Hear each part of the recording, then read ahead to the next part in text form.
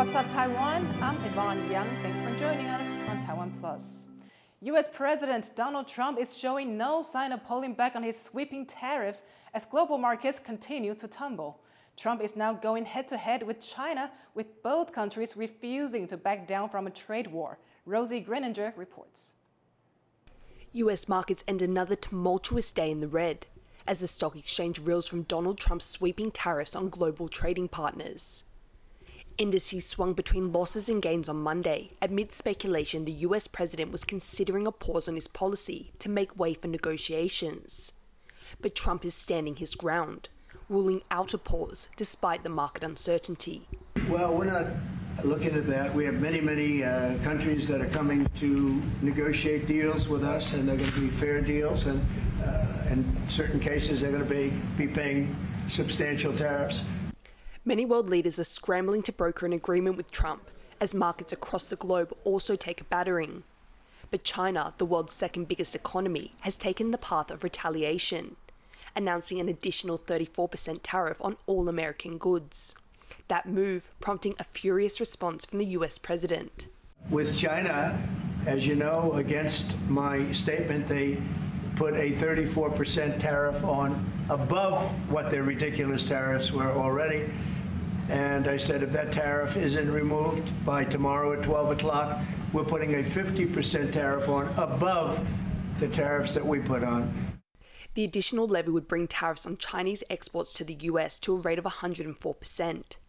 But Beijing is refusing to bow to pressure, calling Trump's threat to escalate tariffs a mistake and blackmail in a statement released by the Commerce Ministry. The country vowing to fight to the end. 中国政府对此强烈谴责，坚决反对。美国的有关做法是典型的单边主义、保护主义和经济霸凌行径，损人害己。 Neighbouring Taiwan is taking a different approach, looking at negotiations instead. 4月3号之前就已经有相关的代表在美方进行任何的沟通，这个是一定的。所以我希望大家给我们多一点的时间，我们尽量把时间能够争取跟世界的其他国家一样，争取到适当的时间。我们觉得有完善的计划，那么有适当的人选可以去做正面的交涉。 Vice Premier Zhang Linjun will lead a delegation to the US, seeking to lower the proposed 32% levy and increase trade cooperation. A move hoped to calm tensions, as Trump digs in his heels against any threat of retaliation. Ryan Wu and Rosie Greninger for TaiwanPlus. Trump's tariffs are causing deep concerns for Taiwanese manufacturers and labor groups. Tiffany Wang reports. Business was already going badly for Shenren Textile Company. Over the past few years, the 30-year-old textile manufacturer in Jianghua County had already lost many of its customers to cheaper vendors in China and Vietnam. And now, as countries around the world face mounting tariffs from the U.S., the company fears it will not be able to hold on much longer. 因为今年就还没有恢复啊，还在想办法要增加出口量，结果这么下来，这个也不用想了啦，也不用考虑是。 减少最大的损失就是赢了啦。The company is considering laying off workers to cut costs. Although the company doesn't sell directly to the U.S., many of their products end up being exported there. And with tariffs affecting every part of the supply chain, this could raise costs for importers. A fear shared by other manufacturers, like this company that exports industrial nails. An industry representative said that 40% of Taiwan's nail exports go to the U.S. 未来几个月可能会 非常的紧张啊，因为原料供应啦，还有这个生产的安排啦，都会影响到。 Labor groups are hoping U.S. tariffs don't push companies to mass layoffs and are urging the government to offer subsidies conditional on no layoffs and no changes in working conditions like wages. 万一有冲击比较大，部分的劳工有面临到失业的状况，我们有对应的方案。如果有企业雇主愿意来雇佣的话，也有一些薪资补贴来鼓励雇主来雇佣再就业。 The Labor Ministry says they will also work with nonprofits to create more job opportunities as Taiwan's manufacturing industries and their workers brace for impact. Justin Wu and Tiffany Wong for TaiwanPlus. A Taiwanese general store in New York City is among a raft of small businesses now fighting to survive under Trump's new tariff regime. Yunhai sells premium ingredients shipped in from Taiwan, but they'll soon be subject to a 32% tariff. Joe Stern spoke with the shop's founder, Lisa Cheng-Smith, to find out how they're doing. Lisa, you're really on the front lines here in terms of impact of Trump's tariffs. Importing foreign goods is central to your business. How are you coping with this new policy? Were you prepared for a 32% tariff? A lot of the coping is trying to find the fine print to understand what it really means, because it's so easy to read the top line and just panic, essentially. We definitely didn't expect like a 32% tariff. It's quite high. We thought, okay, maybe a few percentage points. Taiwan wasn't really central to the tariff conversation in the United States. But when we saw the 32%, we immediately realized, like, okay, we need to find out what's going on, read the fine print, but also rapidly prepare for change. Truth be told, all of our products that we sell are from Taiwan. People come to our business for Taiwanese goods. So we'll never change that. And what we have to figure out is just how to keep these goods as accessible as possible. And so we're trying to figure out, how do we not raise prices to the point where people won't buy it anymore? I know there's probably a lot of moving parts right now, but what are some ways you're exploring to manage these added costs? So the added costs, once we think about all the added costs from the tariffs, but also our domestic costs will be even more expensive. So like, for example, we use boxes here to ship our orders. I'm sure those will get more expensive too. So we're expecting price hikes across the board. So we're essentially adding 40% to our cost basis when we're estimating. So we're trying to figure out what levers we have to pull. So that could be like negotiating with the suppliers. I know the Taiwanese government has put together a sort of fund to help people who are importing or exporting. Our costs are really in like advertising, affiliate payments. So just trying to think about like, okay, what can we do ourselves? How can we work a little bit more smartly to reduce costs? What are some trade-offs you're willing to make, but what are also the non-negotiables? The non-negotiable at the heart of Yunhai is just that we will always be intent on telling the story of Taiwan and sharing Taiwanese culture through food. So that's non-negotiable. And everything else is kind of, up for grabs. Like if we need to change a little bit what we're importing or change, our different business channels, we can do that. So long as we don't sacrifice the cultural aspect of our business. That was Lisa Cheng-Smith, the founder of Yunhai, a Taiwanese food shop in New York City. Nearly 160 people have been indicted for spying for China since 2020, according to the National Security Bureau. 60% of those indictments were against active or retired military personnel. Defense Minister Wellington Gu said that number indicates the threat China poses to Taiwan. However, Gu noted that most of those indictments came from tips within the military's ranks, which shows that the armed forces' counter-espionage training is effective.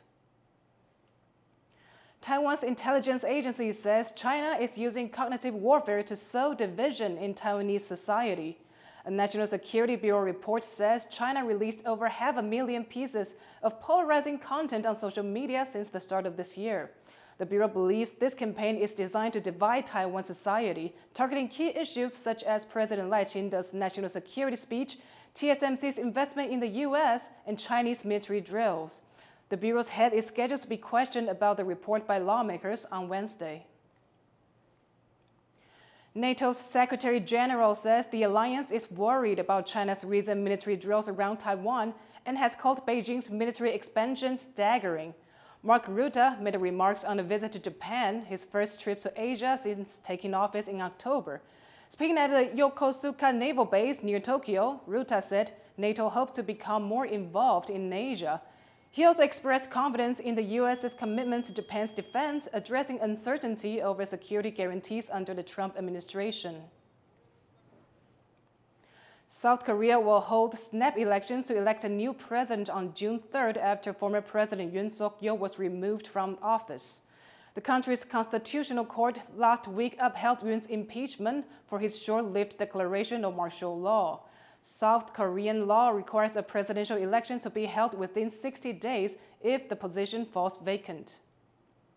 60일이라는 짧은 기간 내에 차기 대통령을 선출하는 선거입니다.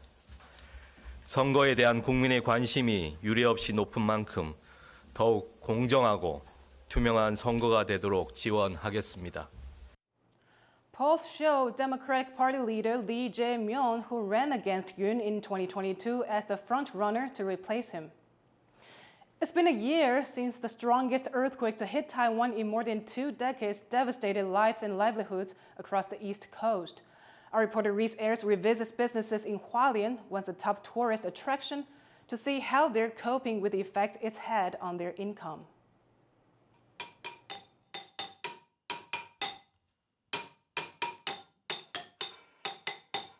A traditional Truku welcome for visitors to this indigenous activity center and restaurant in eastern Taiwan. But right now, visitors are few and far between. Despite being near some of the country's top tourist attractions, Darjili Tribal House has been starved of income since a deadly 7.2 magnitude earthquake struck here a year ago. It devastated lives and businesses all along the coast. And this centre's proprietor, Sukin Kyosi, says there is still a ways to go before business returns to normal. 去年真的是不要算，因为没有 income， 到目前为止只有上升回来到15%左右。 It's a story repeated across Hualien, home to some of Taiwan's most stunning scenery. Strongly dependent on tourism, everyone here is feeling the pinch. From restaurants to cafes, hotels to market vendors. Dongdaemun Night Market is usually flooded with tourists, but now many of the vendors here have shut up shop, and those that remain are surviving on a fraction of the income. 这个整个生意都差很多，一落千丈，对，大概掉了50%以上。现在很多人都不来花莲玩，然后就说怕来了就回不去啊，因为路就断了。 And fears of blocked roads are not unfounded.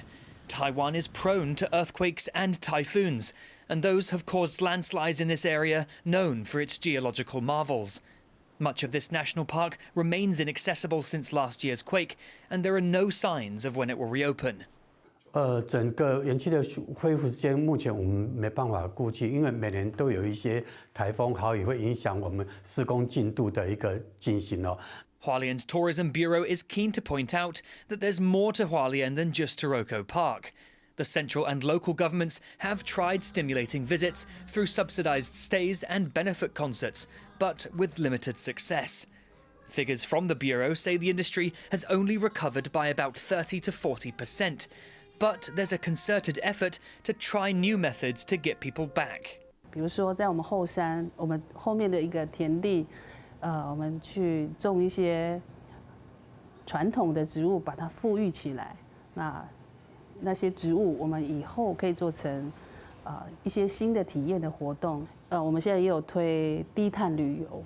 低碳旅游就是骑的单车，可以到我们的部落玩，或是到了太鲁阁去走。 Feeling like they have to fend for themselves, business owners like Kyosi are doing what they can to diversify. The loss of visitor confidence in the county, leaving many here out of pocket, and some running out of time. Chris Ma, Jeffrey Chen, and Reese Ayers in Hualien for TaiwanPlus. In Major League Baseball, the Pittsburgh Pirates have called up Taiwanese infielder Tsung-che. Cheng has started the season with the Pirates' minor league affiliate team in Indianapolis. The Pirates announced his promotion via social media on Monday. He's the first Taiwanese player to make it to the major leagues in 2025. The Pirates put Cheng on the roster after placing infielder Jared Triolo on the injured list. Thank you for watching What's Up Taiwan. I'm Yvonne Yang. Take care, and I'll see you next time.